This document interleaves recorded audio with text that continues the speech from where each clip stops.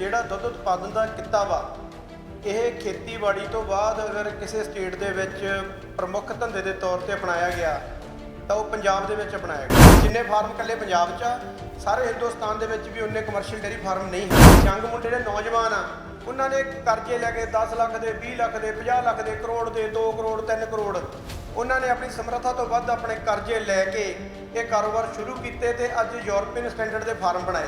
ਕਿਸੇ ਫਾਰਮਰ ਨੂੰ 32 ਰੁਪਏ 33 ਰੁਪਏ ਦੁੱਧ ਦਾ ਰੇਟ ਮਿਲਦੇ, ਅੱਜ ਵੀ ਉਨਾ ਹੀ ਆ। ਪਰ ਦੁੱਧ ਪੈਦਾ ਕਰਨ ਤੇ ਜਿਹੜਾ ਖਰਚਾ ਆਉਂਦਾ ਉਹ 75% ਖਰਚਾ ਜਿਹੜਾ ਫੀਡ ਤੇ ਫੋਡਰ ਦਾ ਹੁੰਦਾ। ਜਿਹੜੀਆਂ ਚੀਜ਼ਾਂ ਅਸੀਂ ਗਾਂ ਨੂੰ ਦੁੱਧ ਪਾ ਕੇ ਦੁੱਧ ਲੈਣਾ ਉਹ ਡਬਲ ਰੇਟ ਹੋ ਗਏ ਪਿਛਲੇ 1 ਸਾਲ 'ਚ। ਅੱਜ ਤੱਕ 25 ਸਾਲ ਦੀ ਡੇਅਰੀ ਫਾਰਮਿੰਗ ਦੇ ਵਿੱਚ ਅਸੀਂ ਕਦੇ ਨਹੀਂ ਦੇਖਿਆ। ਸਰੋਂ ਦੀ ਖਾਲ ਹਮੇਸ਼ਾ 16-17 ਰੁਪਏ ਕਿਲੋ ਰਹੀ, ਉਹ 35 ਰੁਪਏ ਤੋਂ ਕਿਲੋ ਤੋਂ 1 ਸਾਲ ਦੇ ਵਿੱਚ ਘਟੀ ਨਹੀਂ, ਡਬਲ ਹੋ ਗਈ। 2600 ਰੁਪਈਆ ਕੁਆਂਟਲ ਵਾਲੇ ਬੜੇਵੇਂ 4647 ਰੁਪਏ ਹੋ 4700 ਰੁਪਈਆ ਹੋ। ਸਾਡੇ ਡੀਜ਼ਲ ਦੇ ਰੇਟ ਡਬਲ ਹੋ ਗਏ, ਲੇਬਰਾਂ ਹਰ ਚੀਜ਼ ਦੇ ਖਰਚੇ, ਜਿਵੇਂ ਤੁਹਾਡੀ ਮਹਿੰਗਾਈ ਦੀ ਦਰ ਸਾਡੇ ਤੇ ਵੀ ਲਾਗੂ ਹੋ ਗਈ। ਹੁਣ ਦੱਸੋ ਅਸੀਂ ਦੁੱਧ ਕਿਵੇਂ ਦੇਈਏ? ਮੱਝ ਦੇ ਪੈਸੇ 30-40 ਹਜ਼ਾਰ ਕਿਸਾਨ ਤੋਂ ਵੱਟਿਆ ਜਾਂਦਾ ਜੇ ਵੱਢਣ ਲਈ ਦਿੰਦੇ ਆ, ਤੇ ਜਦੋਂ ਕਿਸਾਨਾਂ ਨੂੰ ਬਚਦਾ ਕੁਛ ਨਹੀਂ ਉਹਨਾਂ ਨੇ ਦਵਾ ਦਾ ਮੱਝਾਂ ਆਪਦੀਆਂ ਵੱਢਣ ਨੂੰ ਦੇ ਦਿੱਤੀਆਂ। ਇਹ ਸਾਲ ਵੀ ਪਿਛਲੇ ਸਾਲ ਦੇ ਮੁਕਾਬਲੇ 20% ਵੱਧ ਪਲਾਂਟਾਂ ਕੋਲ ਘੱਟ ਇਸ ਟਾਈਮ। ਜਿਹੜਾ ਪਨੀਰ ਆ ਉਹ ਸਾਰਾ ਜਿਹੜਾ ਖੁੱਲਾ ਪਨੀਰ ਆਉਂਦਾ ਬਣ ਕੇ ਉਹ ਇੱਕ ਇੰਡਸਟਰੀ, ਇੱਕ ਮਾਫੀਆ, ਉਹ ਮਾਫੀਏ ਦਾ ਜਿਹੜਾ ਪਨੀਰ ਆਉਂਦਾ ਉਹ ਸਾਰੇ ਬੰਦੇ ਫੜਾਏ, ਉਹਨਾਂ 'ਚੋਂ ਇੱਕ ਬੰਦੇ ਨੂੰ ਵੀ ਸਜ਼ਾ ਨਹੀਂ। ਜਿਸ ਤਰੀਕੇ ਨਾਲ ਹਰਿਆਣਾ ਗੌਰਮੈਂਟ 5 ਰੁਪਏ ਲੀਟਰ ਫਾਰਮਰਾਂ ਨੂੰ ਦੇ ਰਹੀ ਆ ਕੋਆਪਰੇਟਿਵ, ਕਰਨਾਟਕਾ ਗੌਰਮੈਂਟ 5 ਰੁਪਏ ਲੀਟਰ ਦੇ ਰਹੀ ਆ, ਬੰਗਾਲ ਗੌਰਮੈਂਟ 7 ਰੁਪਏ ਕਿਲੋ ਦੇ ਰਹੀ ਆ, ਤੇਲੰਗਾਨਾ 4 ਰੁਪਏ ਦੇ ਰਿਹਾ। ਸਾਨੂੰ 4 ਪੈਸੇ ਨਹੀਂ ਦਿੱਤੇ ਜਾਂਦੇ। ਅਸੀਂ ਪ੍ਰੋਗਰੈਸਿਵ ਮੈਂਬਰ ਫਾਰਮਰ ਆ, ਅਸੀਂ ਤੁਹਾਡੇ ਨਾਲ ਤੁਹਾਡੀਆਂ ਮੁਸ਼ਕਲਾਂ ਸਮਝ ਕੇ ਨਾਲ ਚੱਲਦੇ ਆ। ਜਦੋਂ ਹੁਣ ਸਾਡੇ ਫਾਰਮ ਹੀ ਬੰਦ ਹੋਣ ਲੱਗੇ, ਕਿੱਥੇ ਜਾਵਾਂਗੇ? ਸਰਕਾਰ ਨੂੰ ਦੱਸਤਾ ਵੀ ਹੁਣ ਤਾਂ ਮਰਨ ਨੂੰ ਜਗ੍ਹਾ ਰਹਿ ਗਈ।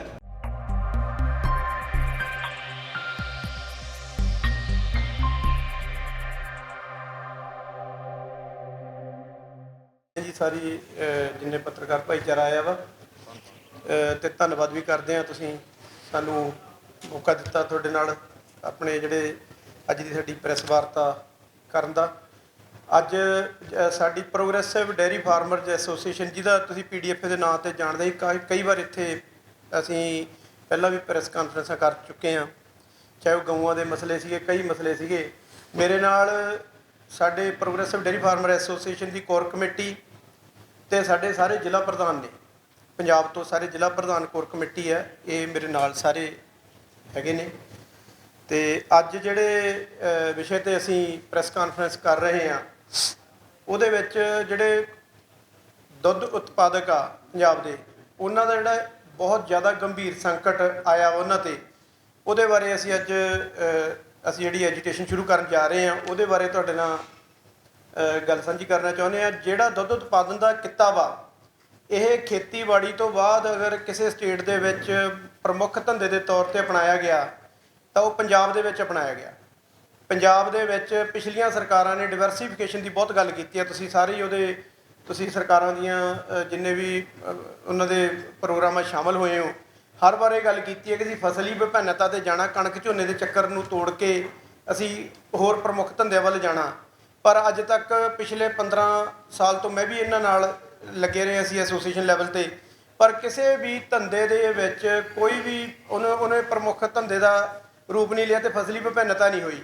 ਪਰ ਡੇਅਰੀ ਫਾਰਮਿੰਗ ਅੱਜ ਪੰਜਾਬ ਦੇ ਵਿੱਚ, ਕਮਰਸ਼ੀਅਲ ਡੇਅਰੀ ਫਾਰਮਿੰਗ ਦੇ ਵਿੱਚ ਪੰਜਾਬ ਪਹਿਲੇ ਨੰਬਰ ਦਾ ਸੂਬਾ ਸਾਡੀ ਆਰਗੇਨਾਈਜੇਸ਼ਨ ਨੇ ਬਣਾਇਆ। ਔਰ ਜਿੰਨੀ ਕਮਰਸ਼ੀਅਲ ਡੇਅਰੀ ਫਾਰਮਿੰਗ ਇਕੱਲੇ ਪੰਜਾਬ ਵਿੱਚ ਆ ਉਨੀ ਸਾਰੇ ਹਿੰਦੁਸਤਾਨ ਦੇ ਵਿੱਚ ਵੀ ਨਹੀਂ ਹੈ। ਜਿੰਨੇ ਫਾਰਮ ਇਕੱਲੇ ਪੰਜਾਬ 'ਚ ਆ, ਸਾਰੇ ਹਿੰਦੁਸਤਾਨ ਦੇ ਵਿੱਚ ਵੀ ਉਨੇ ਕਮਰਸ਼ੀਅਲ ਡੇਅਰੀ ਫਾਰਮ ਨਹੀਂ ਹਨ।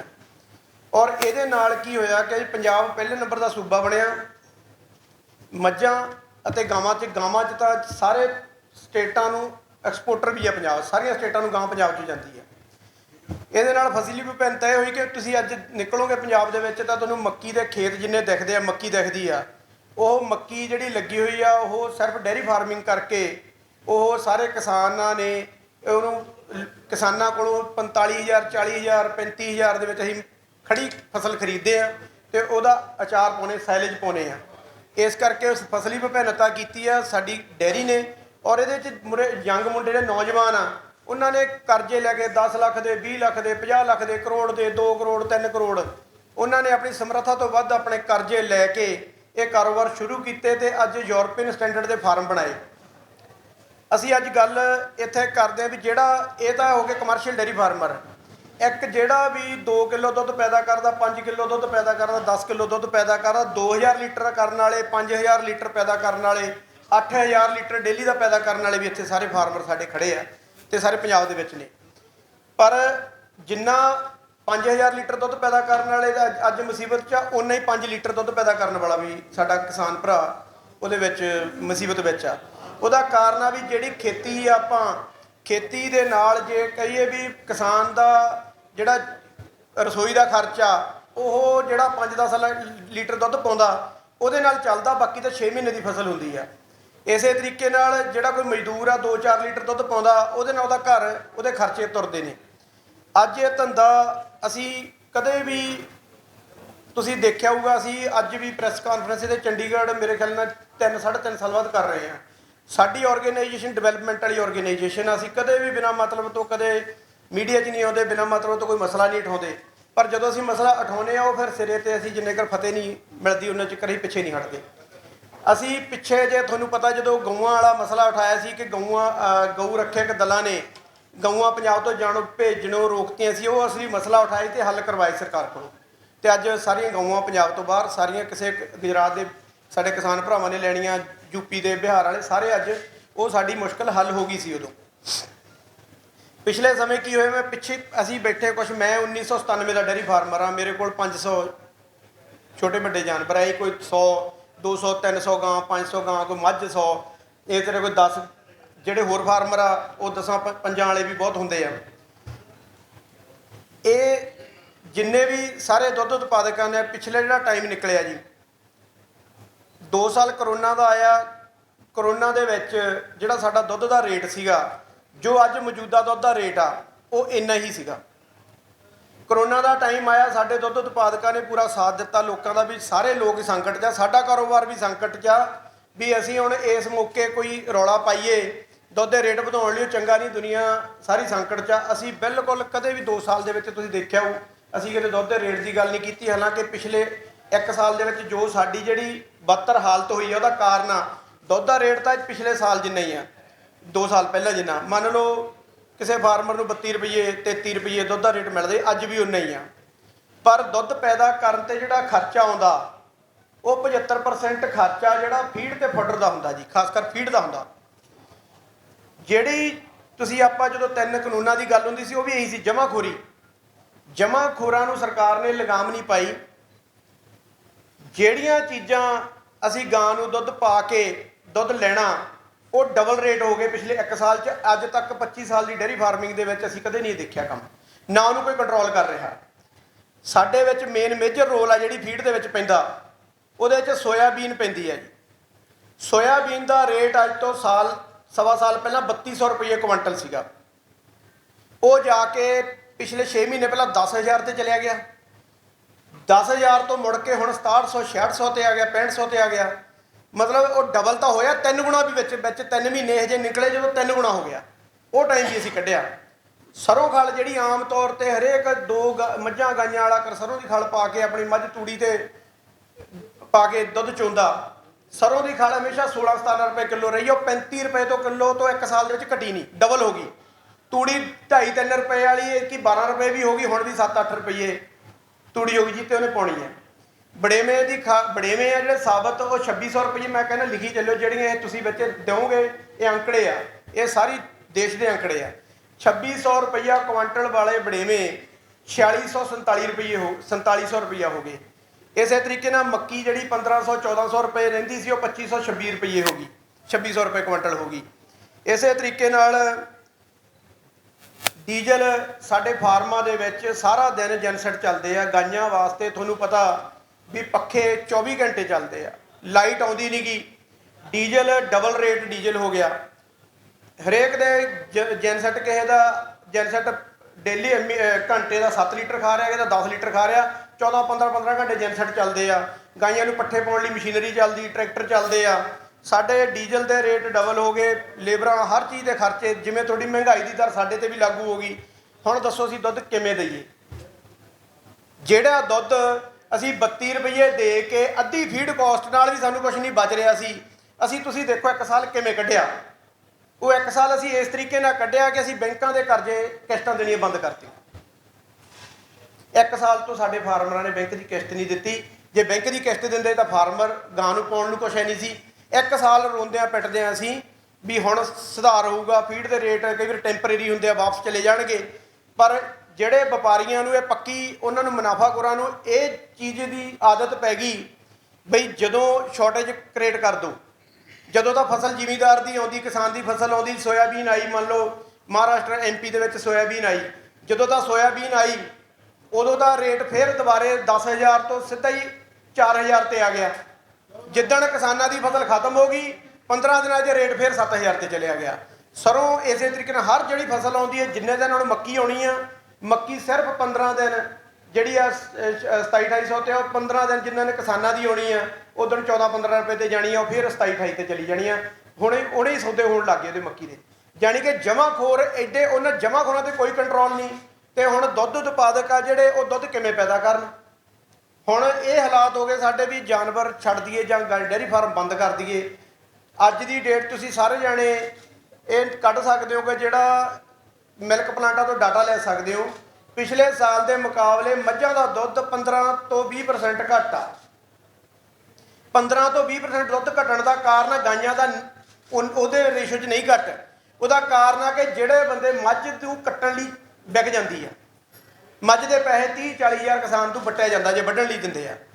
ਤੇ ਜਦੋਂ ਕਿਸਾਨਾਂ ਨੂੰ ਬਚਦਾ ਕੁਛ ਨਹੀਂ, ਉਹਨਾਂ ਨੇ ਦਵਾ ਦਾ ਮੱਝਾਂ ਆਪਦੀਆਂ ਵੱਢਣ ਨੂੰ ਦੇਤੀਆਂ ਔਰ ਦੇ ਰਹੇ। ਅੱਜ ਦੀ ਡੇਟ 'ਚੋਂ ਮੇਰੇ ਖਿਆਲ ਇੰਨੀ ਸਪੀਡ ਨਾਲ ਖਤਮ ਹੋ ਰਹੀਆਂ ਨੇ ਮੱਝਾਂ, ਪਿੰਡਾਂ 'ਚੋਂ ਖਤਮ ਹੋ ਰਹੀਆਂ ਨੇ। ਗਾਈਆਂ ਤਾਂ ਰੱਖਣੀਆਂ ਮਜਬੂਰੀ ਆ। ਗਾਈਆਂ ਦੀ ਜਿਹੜੀ ਸਮੱਸਿਆ ਆਉਣੀ ਆ, ਉਹ ਗਾਈਆਂ ਹੁਣ ਜਦੋਂ ਫੀਡ ਮਹਿੰਗੀ ਹੋ ਜਾਂਦੀ ਆ, ਜਿਹੜੇ ਛੋਟੇ ਦੁੱਧ ਉਤਪਾਦਕ ਆ ਉਹਨਾਂ ਨੂੰ ਜਿਹੜੇ ਬਾਜ਼ਾਰੂ ਫੀਡਾਂ ਲੈਂਦੇ ਆ ਉਹਦੇ ਵਿੱਚੋਂ ਮਿਨਰਲ ਵਗੈਰਾ ਦੀ ਉਹ ਜਿਹੜੀ 300-400 ਰੁਪਏ ਕੁਆਂਟਲ ਦੀ ਚੀਜ਼ਾਂ ਕੱਢ ਦਿੰਦੇ ਆ, ਤਾਂ ਪ੍ਰੈਗਨੈਂਸੀ ਨਹੀਂ ਆਉਣੀ। ਅਗਲੇ ਸਾਲ ਬਹੁਤ ਵੱਡਾ ਸੰਕਟ ਆਉਣਾ ਦੁੱਧ ਦਾ। ਇਹ ਸਾਲ ਵੀ ਸੰਕਟ ਆ। ਇਹ ਸਾਲ ਵੀ ਪਿਛਲੇ ਸਾਲ ਦੇ ਮੁਕਾਬਲੇ 20% ਦੁੱਧ ਪਲਾਂਟਾਂ ਕੋਲ ਘੱਟ ਇਸ ਟਾਈਮ, ਜਦ ਕਿ ਦੁੱਧ ਦਾ ਰੇਟ ਨਹੀਂ ਵੱਧ ਰਿਹਾ। 20% ਦੁੱਧ ਘੱਟ ਹੋਣਾ। ਤੁਸੀਂ ਮਿਲਕਫੈਡ ਕੋਲ ਪਿਛਲੇ ਸਾਲ ਇਹਨਾਂ ਦਿਨਾਂ 'ਚ 22 ਲੱਖ ਲੀਟਰ ਤੋਂ ਵੱਧ ਦੁੱਧ ਸੀਗਾ, 22.5 ਲੱਖ ਐਤਕੀ 20 ਲੱਖ ਆ। ਹਜੇ ਅਗਲੇ 2 ਮਹੀਨੇ ਇਹਨਾਂ ਦਾ ਫਰਕ 3-4 ਲੱਖ ਲੀਟਰ ਦਾ ਪੈ ਜਾਣਾ। ਮਤਲਬ ਦੁੱਧ ਉਹ ਘਟਿਆ ਵਾ ਔਰ ਅੱਗੇ ਜਾ ਕੇ ਬਹੁਤ ਸਪੀਡ ਨਾਲ ਘਟਣਾ। ਤੇ ਅਸੀਂ ਹਮੇਸ਼ਾ ਗੱਲ ਕਰਦੇ ਹਾਂ ਕਿ ਪੀਣ ਵਾਲਾ ਦੁੱਧ ਵਧੀਆ ਚਾਹੀਦਾ, ਮਿਲਾਵਟਖੋਰੀ ਨਹੀਂ ਚਾਹੀਦੀ। ਕਿਵੇਂ ਰੁਕੂਗੀ? ਜਿੰਨਾ ਦੁੱਧ ਤੁਹਾਡਾ ਘਟਦਾ ਜਾਊਗਾ ਉਨਾ ਮਿਲਾਵਟਖੋਰੀ ਵਾਲਾ ਸਮਾਨ ਬਾਜ਼ਾਰ ਦੇ ਵਿੱਚ ਆਉਂਦਾ ਜਾਊਗਾ। ਉਹਨੂੰ ਕਿਵੇਂ ਰੋਕੋਗੇ? ਜਦੋਂ ਰੌਲਾ ਪੈਂਦਾ 2 ਰੁਪਏ ਲੀਟਰ ਦੁੱਧ ਵੱਧੇ ਤੇ ਐਡਾ ਕੁ ਰੌਲਾ ਪੈ ਜਾਂਦਾ ਸ਼ਹਿਰਾਂ ਦੇ ਵਿੱਚ ਵੀ 2 ਰੁਪਏ ਨਾਲ ਮਰ ਗਏ।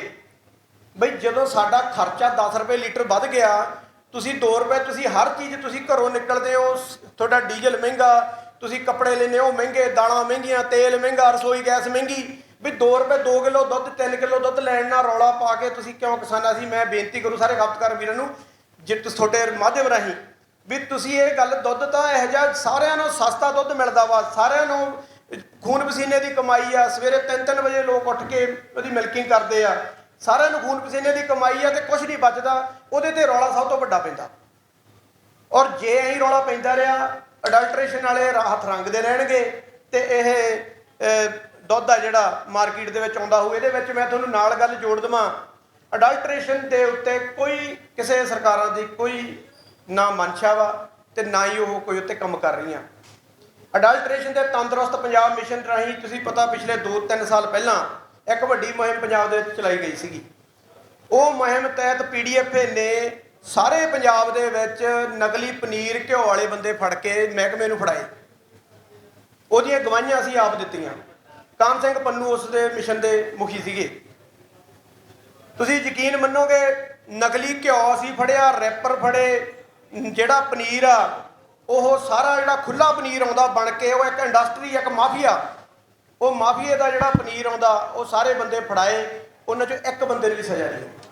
ਅਖਬਾਰਾਂ 'ਚ ਕਿੱਡੀਆਂ ਖਬਰਾਂ ਪੜ੍ਹੀ, ਇੱਕ ਬੰਦੇ ਨੂੰ ਤੁਸੀਂ ਰਿਕਾਰਡ ਕਢਾ ਲਓ, ਇੱਕ ਬੰਦੇ ਨੂੰ ਸਜ਼ਾ ਨਹੀਂ ਹੋਈ। ADC 20,000 ਰੁਪਏ ਦਾ ਜੁਰਮਾਨਾ ਕਰਕੇ ਸਬ ਸਟੈਂਡਰਡ ਕਹਿ ਕੇ ਉਹਨੂੰ ਮਾਫ ਕਰ ਦਿੰਦਾ। ਤੇ ਤਰੀਕਾਂ ਅਸੀਂ ਜਿਹੜੇ ਸਾਡੇ ਵਰਗੇ ਬੰਦੇ ਜਿਨ੍ਹਾਂ ਨੇ ਫੜਾਏ ਆ, ਅਸੀਂ ਅਦਾਲਤ 'ਚ ਸਵੇਰੇ 10 ਵਜੇ ਖੜੇ ਹੋ ਜਾਂਦੇ ਆ ਤੇ ਸਰਕਾਰੀ ਵਕੀਲ ਸਾਨੂੰ ਸ਼ਾਮ ਤੱਕ ਖੜਾਈ ਰੱਖਦਾ ਤੇ ਸ਼ਾਮ ਨੂੰ ਕਹਿੰਦਾ ਅਗਲੀ ਤਰੀਕ 3 ਮਹੀਨੇ ਨੂੰ ਫੇਰ ਆ ਜਿਓ। ਜਿਹਨੇ ਕੀਤੀ ਹੈ ਚੋਰੀ ਉਹ ਆਰਾਮ ਨਾਲ ਖੜਾ ਰਹਿੰਦਾ। ਤੇ ਅਡਲਟਰੇਸ਼ਨ ਕਿਵੇਂ ਕਾਬੂ ਹੋਊਗੀ?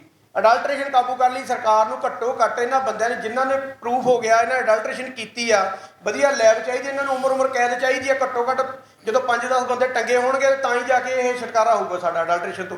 ਇਵੇਂ ਤਾਂ ਹੋਣਾ ਨਹੀਂ, ਗੱਲਾਂ ਨਾਲ ਕੋਈ ਅਡਲਟ੍ਰੇਸ਼ਨ ਤੋਂ ਛੁਟਕਾਰਾ ਨਹੀਂ ਹੋਣਾ। ਇਸ ਕਰਕੇ ਖਪਤਕਾਰਾਂ ਨੂੰ ਵੀ ਇਹੀ ਕਹਿੰਦੇ ਆ ਵੀ ਜਿਹੜਾ ਤੁਸੀਂ ਪਨੀਰ ਹਮੇਸ਼ਾ ਕਿਸੇ ਕੰਪਨੀ ਦਾ ਲਓ, ਘਿਓ ਕੰਪਨੀ ਦਾ ਲਓ। ਤੁਸੀਂ ਖੁੱਲਾ ਪਨੀਰ ਲੈਂਦੇ ਹੋ ਡਰਮਾਂ ਵਿੱਚ, ਪਨੀਰ ਸਵੇਰੇ ਮਾਫੀਆ 2 ਵਜੇ 3 ਵਜੇ ਸ਼ੁਰੂ ਕਰ ਲੈਂਦਾ ਚਲਾਉਣਾ। ਤੁਸੀਂ ਅੱਜ ਸਿੱਧਾ ਜਿਹੜਾ ਦੁੱਧ ਲੈ ਕੇ ਪਨੀਰ ਬਣਾਓਗੇ, ਘਰੇ ਵੀ ਬਣਾਓਗੇ, ਕੋਈ ਖਰਚਾ ਨਹੀਂ, 280 ਰੁਪਏ ਕਿਲੋ ਉਹਦੇ ਤੇ ਬਣਦਾ ਦੁੱਧ ਦੇ ਨਾਲ। ਤੁਸੀਂ ਕੈਲਕੂਲੇਟ 200-250 ਰੁਪਏ ਦਾ ਦੁੱਧ ਲੱਗਦਾ ਪਨੀਰ ਨੂੰ 1 ਕਿਲੋ ਨੂੰ, ਤੇ 25 ਤੋਂ 30 ਰੁਪਏ ਉਹਦੇ ਤੇ ਬਣਾਉਣ ਤੇ ਖਰਚਾ ਆਉਂਦਾ।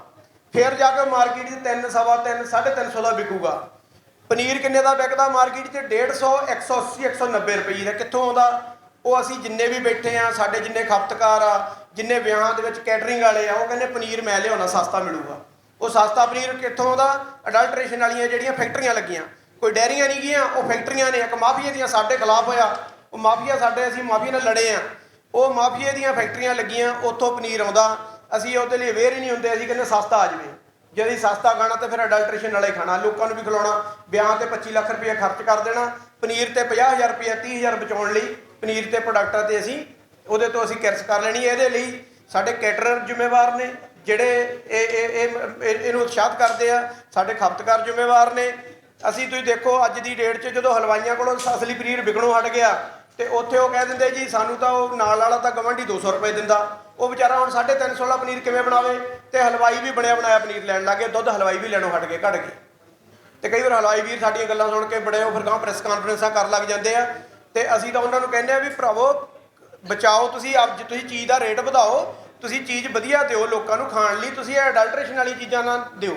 ਇਸ ਕਰਕੇ ਇਹ ਜਿਹੜਾ ਆਉਣ ਵਾਲਾ ਟਾਈਮ ਆ, ਇਹ ਖਪਤਕਾਰਾਂ ਲਈ ਜ਼ਿਆਦਾ ਖਤਰਨਾਕ ਆ। ਡੈਰੀ ਫਾਰਮਰ ਤਾਂ ਵਿਚਾਰਾ ਜਿਹੜਾ ਮਰ ਗਿਆ ਉਹਨੂੰ ਕਿਸੇ ਨੇ ਨਹੀਂ ਪੁੱਛਣਾ, ਜਿਹਨੇ ਕੰਮ ਛੱਡਤਾ, ਜਿਹਦਾ ਬੈਂਕ ਡਿਫਾਲਟਰ ਹੋ ਗਿਆ, ਜਿਹਨੇ 10 ਗਾਈਆਂ ਛੱਡਤੀਆਂ, ਬੰਦ ਕਰਤੀ ਕਾਰੋਬਾਰ, ਉਹ ਕਿਤੇ ਨੌਕਰੀ ਕਰ ਲੂਗਾ, ਕਿਤੇ ਆਪਦੀ ਖੇਤੀਬਾੜੀ 'ਚ ਲੱਗ ਜੂਗਾ, ਕੰਮ ਸਮਾਪਤ ਹੋ ਜੂਗਾ। ਦੁੱਧ ਕਿੱਥੋਂ ਆਊਗਾ?